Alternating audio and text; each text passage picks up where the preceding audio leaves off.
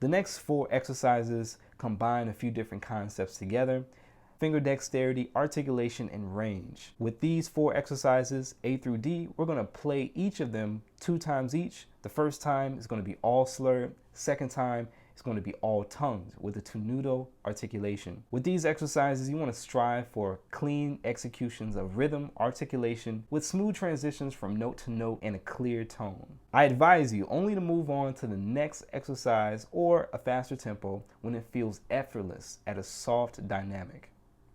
Track number 7, finger dexterity, exercise A.